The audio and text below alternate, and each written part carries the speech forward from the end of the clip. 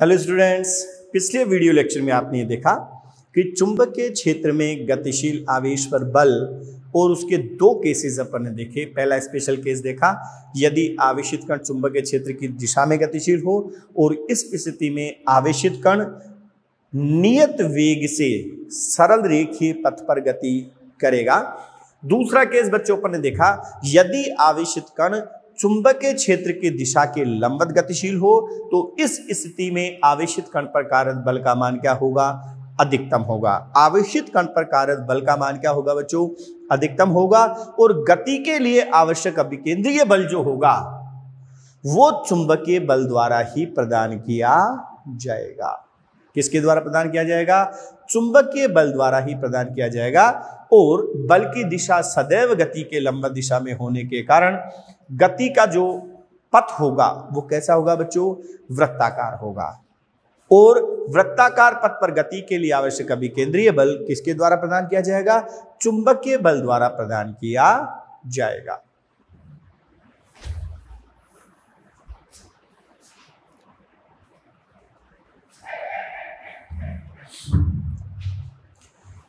तो देखो बच्चों, अपन सेकंड केस देख रहे थे और इसमें अपन गति के प्राचल देखते हैं।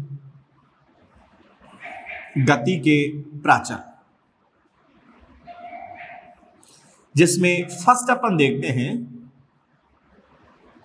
वृत्ताकार पथ की त्रिज्या। आपको ये तो पता चल गया कि आवेशित कण वृत्ताकार पथ पर गति करेगा। आवेशित कण वृत्ताकार पथ पर गति करेगा और वृत्ताकार पथ की त्रिज्या अपन को फाइंड आउट करनी है। क्या करना है अपन को? वृत्ताकार पथ की त्रिज्या फाइंड आउट करनी है। तो क्या होगी बच्चों, ध्यान दें। वृत्ताकार पथ की त्रिज्या R बराबर होगी mv/qb। वृत्ताकार पथ की त्रिज्या R बराबर होगा mv/qb।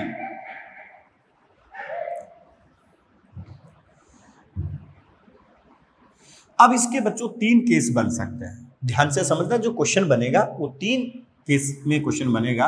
और आपको ये भी पता है कि इस mv की जगह में ये भी कर सकता हूं √2m/ke अपॉन qb। आपको पता है बच्चों की काइनेटिक एनर्जी जो होती है वो ½ mv² होती है। ये पढ़ा आप लोगों ने।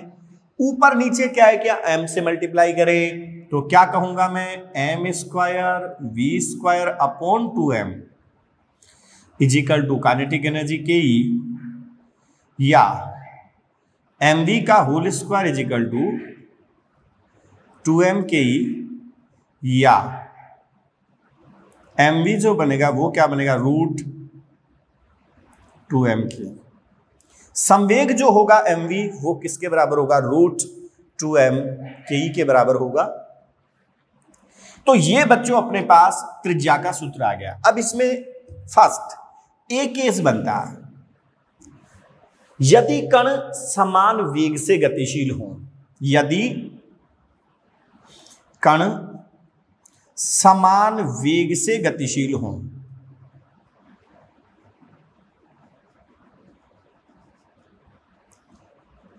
अगर वेग समान है तो आपको पता है बच्चों वेग कांस्टेंट हो गया, चुंबकीय क्षेत्र कांस्टेंट हो गया, तो R जो है वो डायरेक्टली प्रोपोर्शनल टू m/q होगी।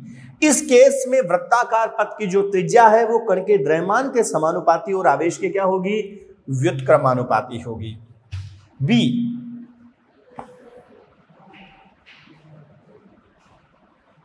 यदि कण का संवेग समान हो,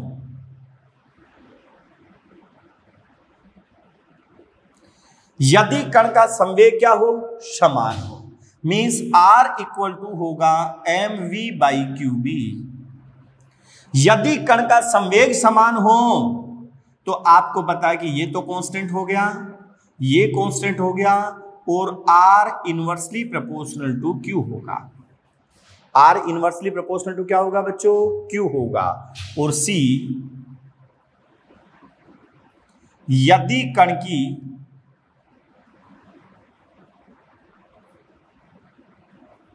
गतिज ऊर्जा समान हो, यदि कण की गतिज ऊर्जा समान हो, काइनेटिक एनर्जी समान हो, तो आपको पता चल गया बच्चों, इसमें देखो ध्यान दें एक बार, 2m/ke √2m/ke अपॉन QB, इसमें B समान है, 2 कांस्टेंट है, Ke कांस्टेंट है, तो R डायरेक्टली प्रोपोर्शनल टू होगा √m/Q, √m/Q के समानुपात है।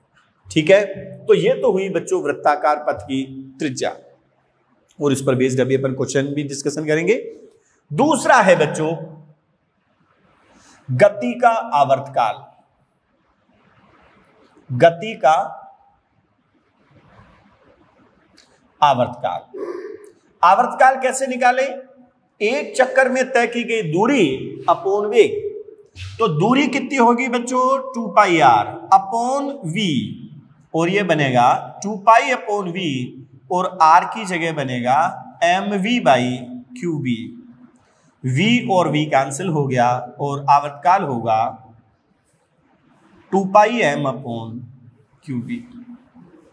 आवर्तकाल जो होगा बच्चों किसके बराबर होगा? 2πm upon qb। आवर्तकाल t होगा 2πm अपॉन qb। ठीक है, अब यहां से एक इंपॉर्टेंट जो रिजल्ट सामने निकल के आता है कि जो गति का आवर्तकाल है वो कण के वेग और पथ की त्रिज्या दोनों पर ही निर्भर नहीं करेगा। गति का जो आवर्तकाल है वो डायरेक्टली प्रोपोर्शनल टू होगा v के पावर 0, और गति का आवर्तकाल डायरेक्टली प्रोपोर्शनल टू होगा r के पावर 0। यानी यदि कोई आवेशित कण चुंबकीय क्षेत्र के प्रभाव में वृत्ताकार पथ पर गति करता है, तो गति का आवर्तकाल उसके वेग तथा त्रिज्या दोनों पर ही निर्भर नहीं करता। लेकिन बच्चों अगर कोई आवेशित कण कूलाम बल के प्रभाव में, यानी विद्युत बल के प्रभाव में वृत्ताकार पथ पर गति करता है, तो उसके गति का आवर्तकाल जो होता है कक्षा की त्रिज्या के 3/2 घात के समानुपाती होता है। इसी प्रकार से यदि कोई कण गुरुत्वाकर्षण बल के प्रभाव में वृत्ताकार पथ पर गति करता है, तो भी उसका जो आवर्तकाल होगा वो कक्षा की त्रिज्या के 3/2 घात के समानुपाती होता है, और उसके वेग के तृतीय घात के व्युत्क्रमानुपाती होता है। तृतीय घात के क्या होता है? व्युत्क्रमानुपाती। यानी कुल मिला के कक्षा की त्रिज्या और वेग दोनों पर निर्भर करता है। लेकिन ध्यान दें यहां पर, यदि कोई आवेशित कण चुंबकीय क्षेत्र के प्रभाव में वृत्ताकार पथ पर गति करता है, तो उसकी गति का आवर्तकाल पथ की त्रिज्या और वेग दोनों पर ही निर्भर नहीं करता है। पथ की त्रिज्या और वेग दोनों पर ही निर्भर नहीं करता है। इसके बाद अपन देखते हैं बच्चों आवृत्ति n इक्वल टू होगी 1/t, और ये बनेगी QB अपॉन 2πm। n जो होगी QB अपॉन 2πm होगी,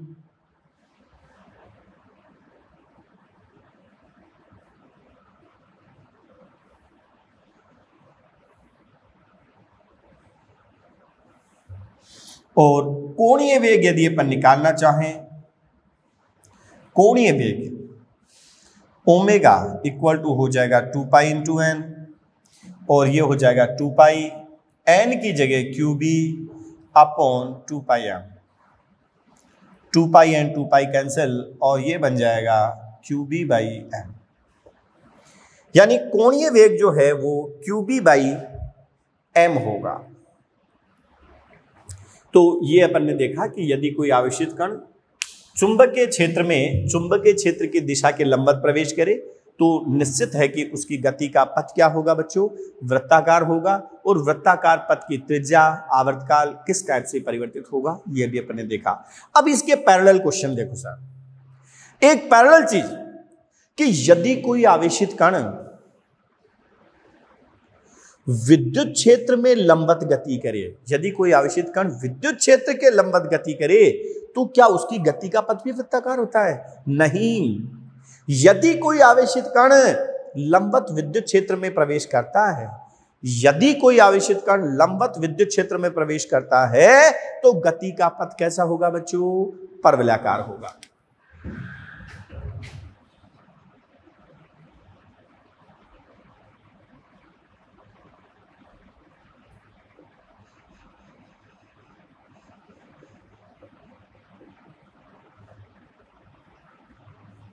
यदि कोई आवेशित कण लंबवत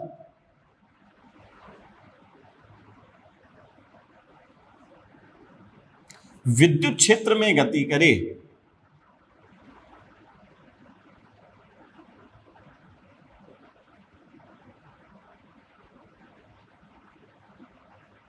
तो उसकी गति का पथ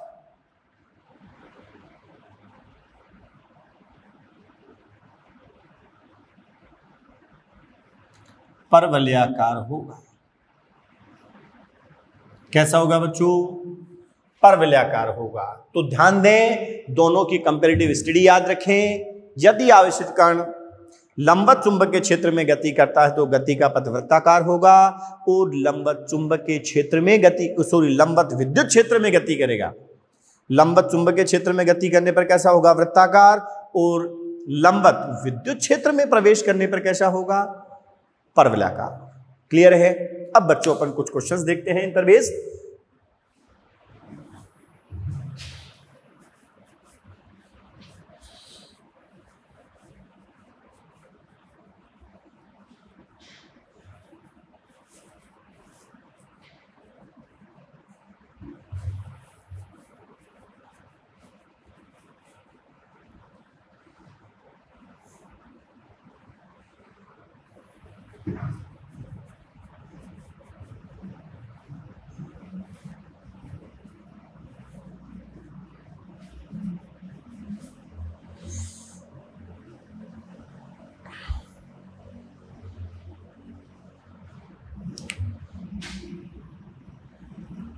क्वेश्चन देखें।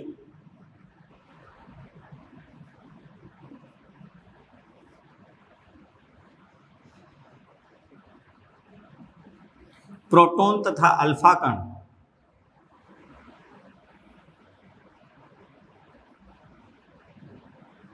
लंबवत चुंबकीय क्षेत्र में प्रवेश करते हैं।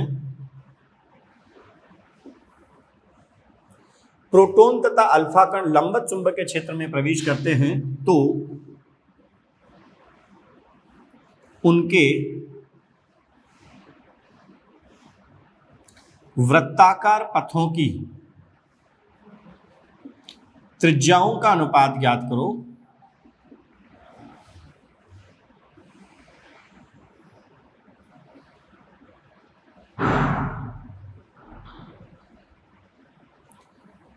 प्रोटॉन तथा अल्फा कण लंबवत चुंबकीय क्षेत्र में प्रवेश करते हैं तो उनके वृत्ताकार पथों की त्रिज्याओं का अनुपात ज्ञात करो यदि फर्स्ट उनके वेग समान हो,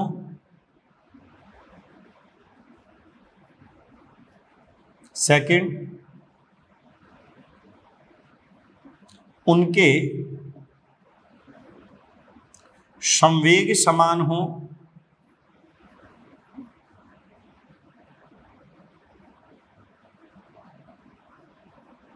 उनकी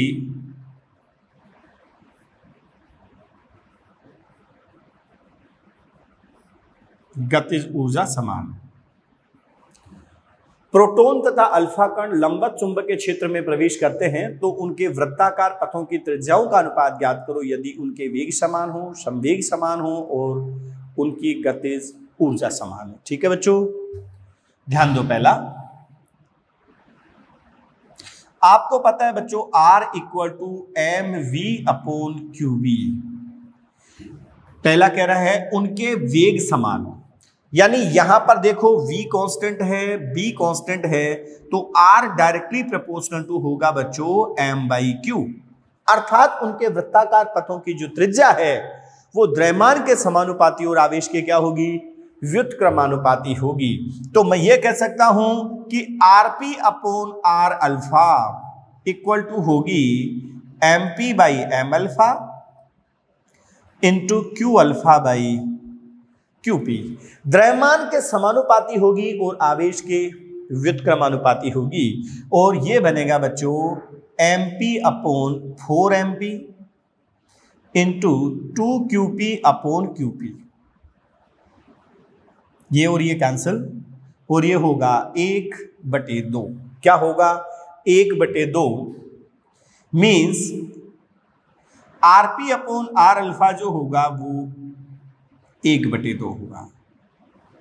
इनके वृत्ताकार पथों की त्रिज्याओं का जो अनुपात होगा वो 1:2 होगा।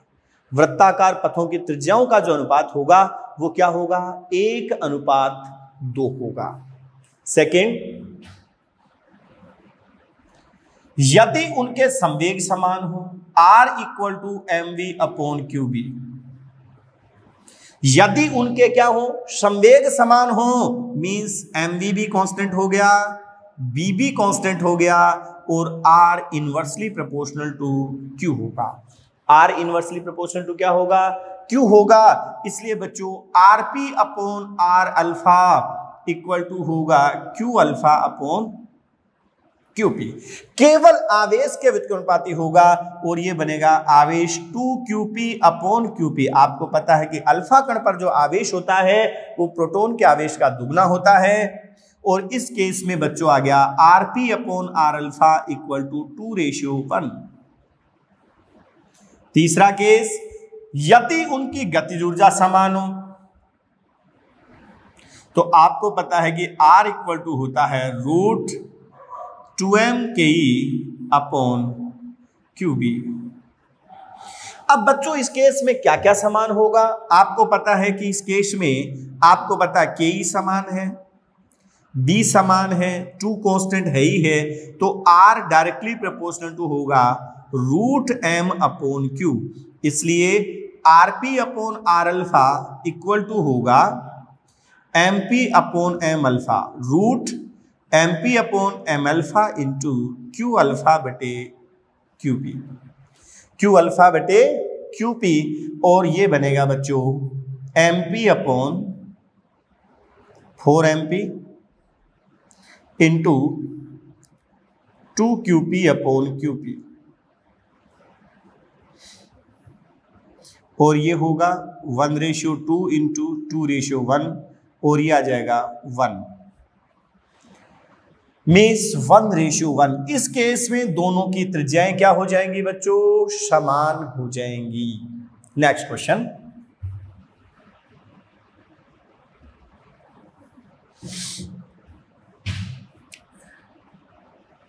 तल के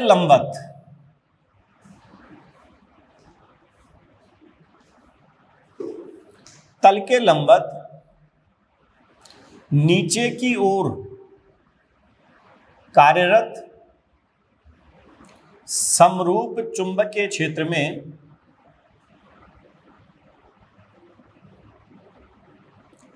चार कण इलेक्ट्रॉन, प्रोटॉन, न्यूट्रॉन, अल्फा कण। तल के लंबवत नीचे की ओर कार्यरत समरूप चुंबकीय क्षेत्र में चार कण इलेक्ट्रॉन, प्रोटॉन, न्यूट्रॉन, अल्फा कण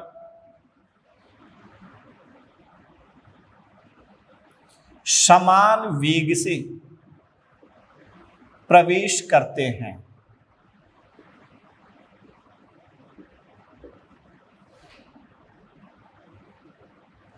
इनकी गति के लिए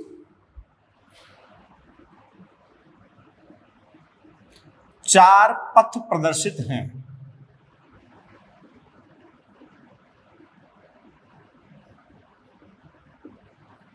तो कौन सा पथ कौन से कण के लिए होगा?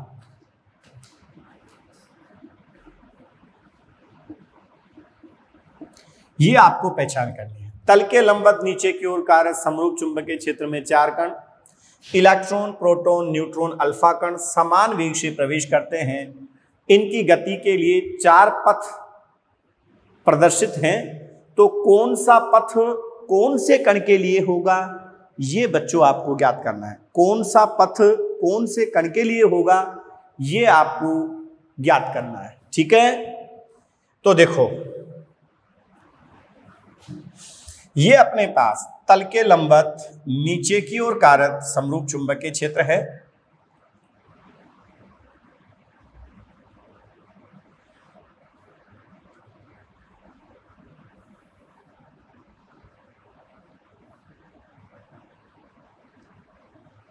v वेग से अपने पास कण गतिशील है।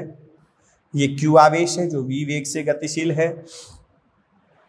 और ये अपने पास क्या क्या है, इलेक्ट्रॉन है, प्रोटॉन है, न्यूट्रॉन है और अल्फा कण है। और बच्चों ये इस टाइप से कुछ पथ दिखाए गए हैं। ये ए पथ है, ये बी पथ है, सी पथ है और ये डी पथ है। आपको यह देखना है कि कौन सा पथ कौन से कण के लिए है। तो ये तो बच्चों बिना देख के, मतलब ऑलरेडी केवल डायग्राम को देखते ही मैं ये बता सकता हूं कि ये जो ए पथ होगा वो तो न्यूट्रॉन के लिए होगा, क्योंकि आपको पता है कि न्यूट्रॉन उदासीन कण है और उदासीन कण पर कोई बल कार्य नहीं करेगा। इसलिए बच्चों क्या होगा, वो अविक्षेपित रहते हुए बाहर निकलेगा, मतलब उसकी गति में, उसकी गति की दिशा में कोई परिवर्तन नहीं होगा। दूसरी बात, अब ये बी जो होगा बच्चों निश्चित रूप से इलेक्ट्रॉन के लिए होगा, ये देखने की जरूरत ही नहीं है अपन को, क्योंकि ये दो कण धनावेशित हैं और आपको पता है कि ऋणावेशित कण पर जो बल होगा वो धनावेशित कण के विपरीत दिशा में लगेगा और इधर विपरीत दिशा में एक ही कण जा रहा है, तो ये इलेक्ट्रॉन होगा। ये भी अपन को देखने की जरूरत नहीं है। अब अपन को देखने की जो बात है वो है सी और डी के लिए, कि कौन सा प्रोटॉन के लिए होगा और कौन सा इलेक्ट्रॉन के लिए होगा। अब बच्चों आपको यह पता है कि ये समान वेग से प्रवेश कर रहे हैं, इसलिए इनके वृत्ताकार पथों की त्रिज्याओं का अनुपात 1:2 होगा, अर्थात अल्फा कण के लिए वृत्ताकार पथ की त्रिज्या दुगनी होगी। तो निश्चित रूप से देखो, इसके लिए ये ऐसा वृत्ताकार पथ बन रहा है, इसके लिए ये ऐसा वृत्ताकार पथ बन रहा है, तो ज्यादा त्रिज्या कौन से वाले के लिए, डी के लिए। इसलिए निश्चित रूप से बच्चों ये जो डी पथ होगा वो अल्फा कण के लिए होगा और सी जो पथ होगा वो किसके लिए होगा, प्रोटॉन के लिए होगा। किसके लिए होगा, ये प्रोटॉन के लिए होगा। क्लियर है। नेक्स्ट बच्चों अपन क्वेश्चन फिर देखते हैं।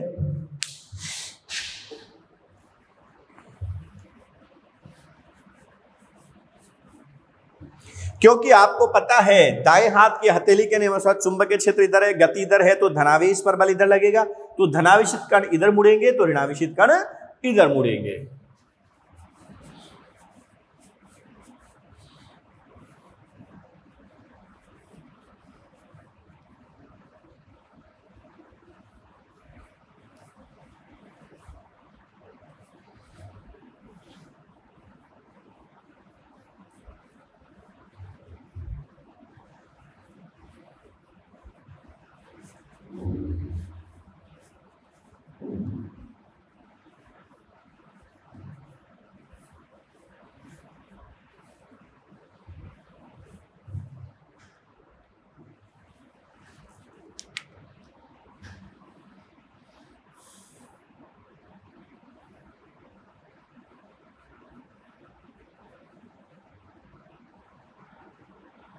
नेक्स्ट क्वेश्चन देखो बच्चों, ये मेरे पास दो समांतर प्लेटें हैं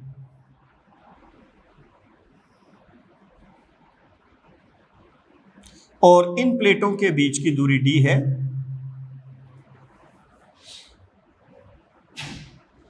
एक q आवेश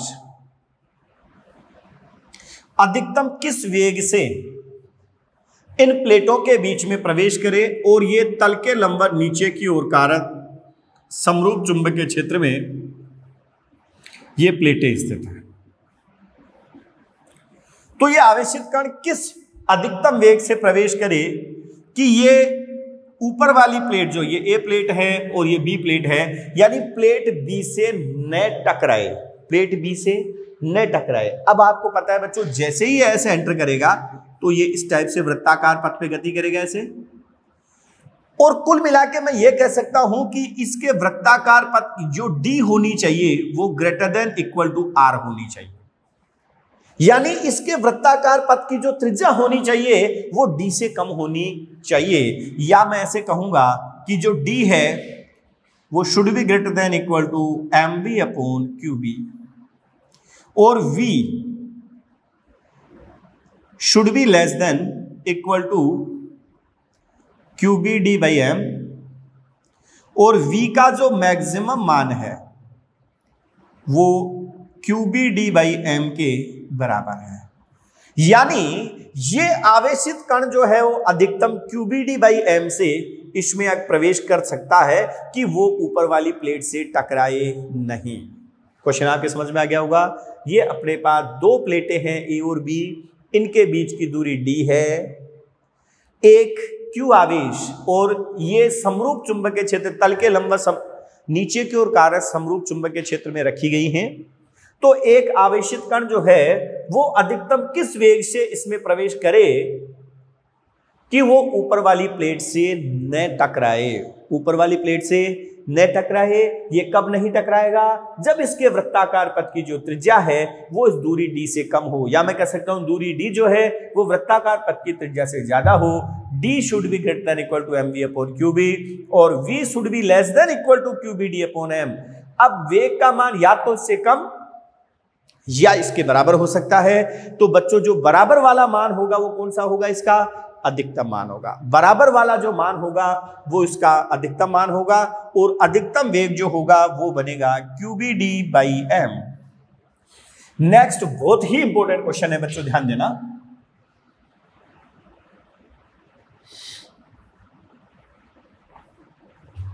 ये अपने पास तल के लंबवत नीचे की ओर कार्यरत समरूप चुंबकीय क्षेत्र है।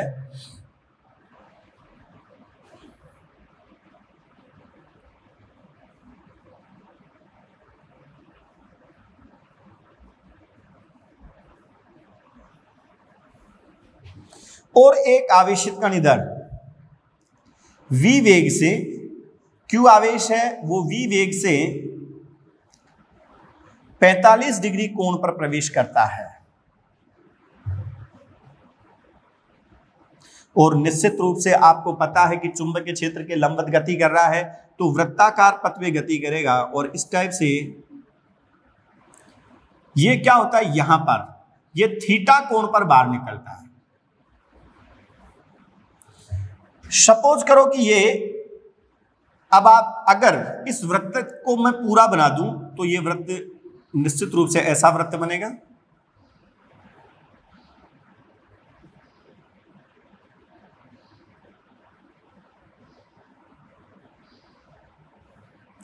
और ये बच्चों इस वृत्त का सेंटर बनेगा। ये ए है और ये बी है।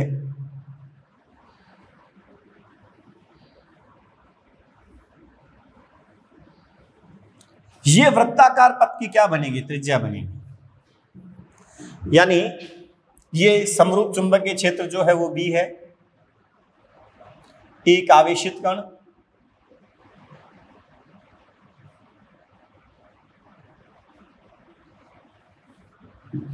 तल के लंबवत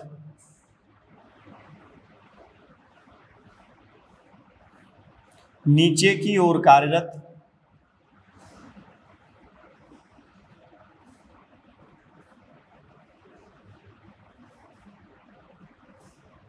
समरूप चुंबकीय क्षेत्र में एक आवेशित कण तल के लंबवत नीचे की ओर कार्यरत समरूप चुंबकीय क्षेत्र में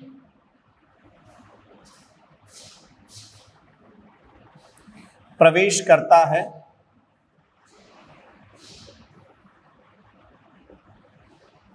एक आवेशित कण तल के लंबवत नीचे की ओर कार्यरत समरूप चुंबकीय क्षेत्र में प्रवेश करता है, तो ज्ञात करो। बाकी इंफॉर्मेशन इस डायग्राम में दी हुई है, ठीक है बच्चों। तो क्या ज्ञात करना है? फर्स्ट, थीटा का मान क्या होगा, ए बी की लंबाई क्या होगी, कितने समय के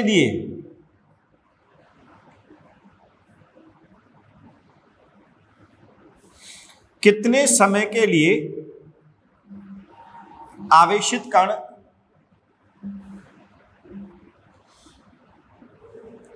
चुंबकीय क्षेत्र में गति करेगा। फोर्थ, यदि चुंबकीय क्षेत्र की दिशा विपरीत कर दी जाए, यदि चुंबकीय क्षेत्र की दिशा विपरीत कर दी जाए तो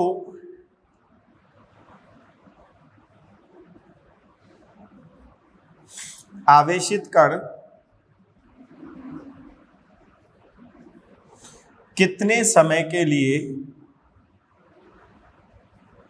चुंबकीय क्षेत्र में गति करेगा।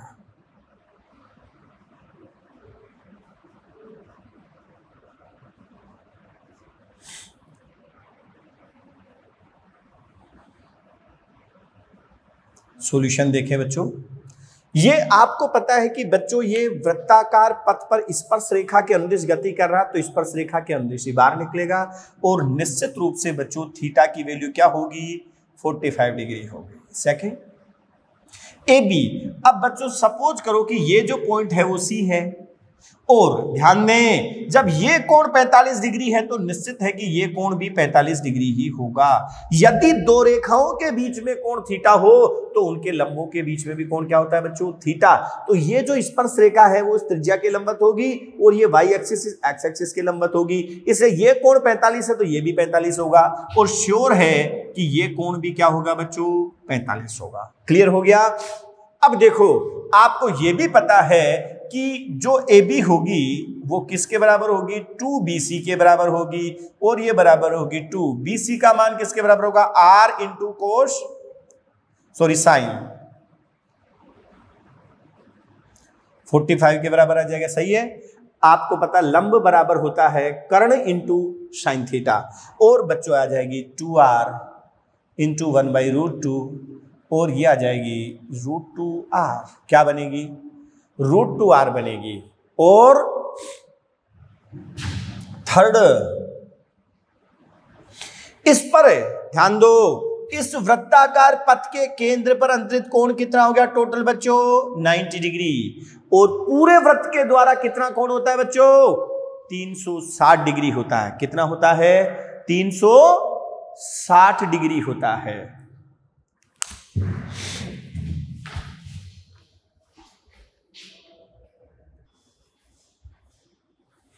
तो अभी अपन ने देखा बच्चों कि ये, और पहली बात तो R की वैल्यू अपन रख सकते हैं mv/qb आ जाएगा। अब यहां देखो ये इस चुंबकीय क्षेत्र में कितने समय के लिए रहेगा, कितना डिग्री कोण बना रहा है बच्चों, 90 डिग्री। और 90 डिग्री का मतलब कितना हो गया, 1/4 साइकिल हो गया। और 1/4 साइकिल के लिए मतलब स्मॉल टी की जो वैल्यू आएगी बच्चों ये बनेगी t/4 यानी 1/4 और t की जगह अपन कहेंगे 2πm/qb। क्या बनेगा, 2πm/qb बनेगा। तो इतने समय के लिए ये चुंबकीय क्षेत्र में रहेगा। अब यदि बच्चों फोर्थ केस बहुत ही अच्छा क्वेश्चन है, यदि चुंबकीय क्षेत्र की दिशा विपरीत कर दी जाए तो आपको पता है कि वृत्ताकार पथ भी जस्ट क्या हो जाएगा, उल्टा हो जाएगा। बिल्कुल ऐसा हो जाएगा, अर्थात जो 1/4 है वो चुंबकीय क्षेत्र के बाहर हो जाएगा और 3/4 चुंबकीय क्षेत्र के अंदर हो जाएगा। इसलिए उस समय आवेशित कण जो है वो 3/4 चक्र के लिए चुंबकीय क्षेत्र में रहेगा और ये बनेगा 3/4 और t की जगह 2πm/qb होगा। क्या होगा, 2πm/qb होगा। तो इस टाइप से अपन ने देखा बच्चों कि चुंबकीय क्षेत्र में आवेशित कण, चुंबकीय क्षेत्र में गतिशील आवेशित कण पर बल और इस पर किस टाइप के क्वेश्चन बनेंगे ये आपके क्लियर हो जाना चाहिए। अब अपन क्या कहेंगे कि ऐसे क्षेत्र में आवेशित कण की गति का अध्ययन करेंगे जहां पर विद्युत क्षेत्र और चुंबकीय क्षेत्र दोनों विद्यमान हो। ठीक है बच्चों, तो नेक्स्ट अपन देखते हैं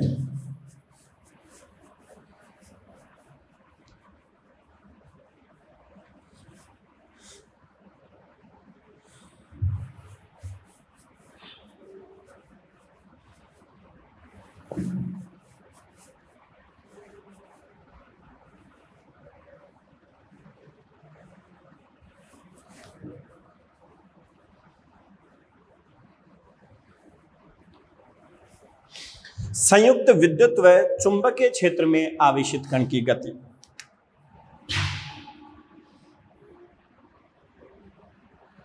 संयुक्त विद्युत तथा चुंबकीय क्षेत्र में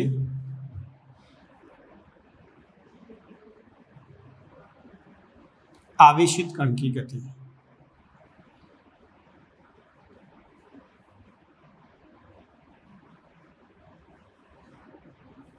संयुक्त विद्युत व चुंबकीय क्षेत्र में आवेशित कण की गति। संयुक्त विद्युत व चुंबकीय क्षेत्र में आवेशित कण की गति।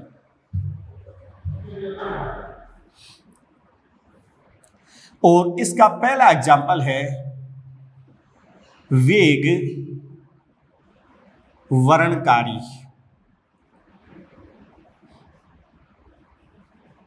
और वेलोसिटी सेलेक्टर।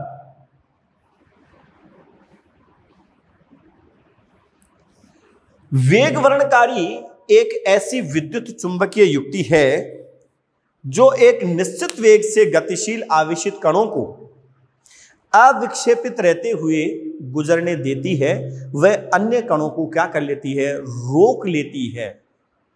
ऐसी युक्ति को क्या कहते हैं बच्चों, वेग वर्णकारी। यह एक ऐसी युक्ति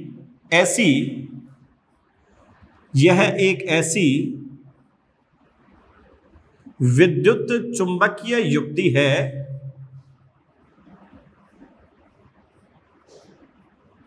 यह एक ऐसी विद्युत चुंबकीय युक्ति है जो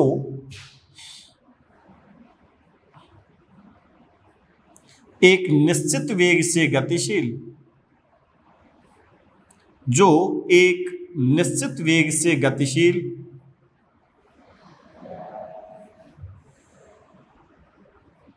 कणों को गुजरने देती है, कणों को अविक्षेपित रहते हुए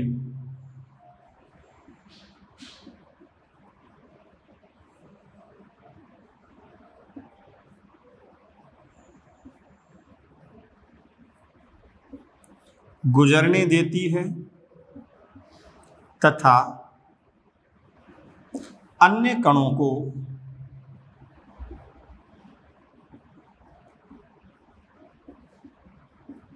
विक्षेपित करके रोक लेती है। अन्य कणों को विक्षेपित करके रोक लेती है। ठीक है, अब कैसे, देखो क्या प्रिंसिपल है बच्चों, ध्यान से समझना। सपोज करो कि ये मेरे पास कोई आवेशित कण है, Q आवेश है जो x अक्ष, ये y अक्ष है और ये z अक्ष है। ठीक है, ये क्या कर रहा है कि ये v वेग से x अक्ष की दिशा में v इंटू आई कैप कहूंगा, v वेग से x अक्ष की धनात्मक दिशा में गतिशील है। चुंबकीय क्षेत्र जो है यहां पर E बराबर E इंटू जे कैप है, और सॉरी विद्युत क्षेत्र E बराबर E इंटू जे कैप है, और चुंबकीय क्षेत्र B जो है वो z दिशा में कार्यरत है, B इंटू के कैप। अब आपको पता है बच्चों कि इस आवेशित कण पर विद्युत बल क्या होगा। आवेशित कण पर विद्युत बल Fe electric force equal to होगा बच्चों Q इंटू E, और ये होगा QE इंटू जे कैप। ये आया विद्युत बल, इक्वेशन फर्स्ट। अब आवेशित कण पर बच्चों अपन चुंबकीय बल देखेंगे। आवेशित कण पर चुंबकीय बल और Fm equal to Q V cross B, तो ये बनेगा VI cap cross B into K cap, और ये आ गया QVB और आपको पता है कि I क्रॉस K बराबर क्या बनेगा बच्चों, माइनस जे कैप, मीन्स मैं कह सकता हूं माइनस QVB जे कैप, इक्वेशन नंबर सेकेंड। तो आवेशित कण पर कुल बल कितना आएगा, आवेशित कण पर कुल बल या नेट बल F इजिकल टू क्या बनेगा बच्चों, FE प्लस FM, और ये आ जाएगा मेरे पास QE माइनस QVB इंटू जे कैप। अब यदि यानी आवेशित कण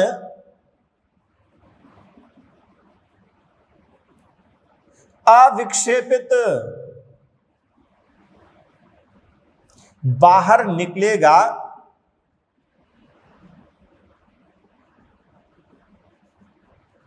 यदि नेट बल का मान क्या हो जाए, 0, और आप कहेंगे कि QE बराबर माइनस QVB बराबर 0 या E बराबर VB या V बराबर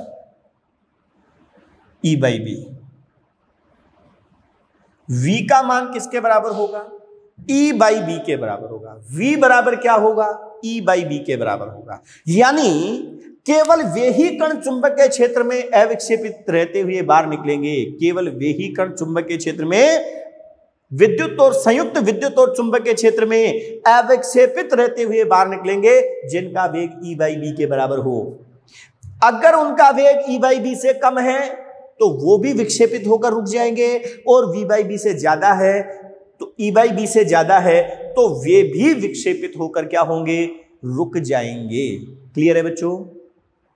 तो ये कहलाता है वेग वर्णकारी। अब इसमें जो मोस्ट इंपोर्टेंट बच्चों जो क्वेश्चन बनता है वो कई बार कहता है कि E बाई बी का मात्रक क्या होगा या E बाई बी की विमा क्या होगी। तो बच्चों आपको पता है कि E बाई बी का मात्रक वही होगा जो वेग का मात्रक होगा, और मीटर पर सेकेंड आएगा, और विमा भी वही होगी जो वेग की होगी, और ये बनेगी m0 L1t माइनस 1। तो ये अपने पास E बाई बी की विमा आ गई और ये E बाई बी का मात्रक आ गया। तो ये है बच्चों अपने वेग वर्णकारी। दूसरी जो एप्लीकेशन है बच्चों इसकी संयुक्त विद्युत व चुंबकीय क्षेत्र में आवेशित कण की गति, और वो है साइक्लोट्रॉन, और वो अपन नेक्स्ट वीडियो लेक्चर में पढ़ेंगे।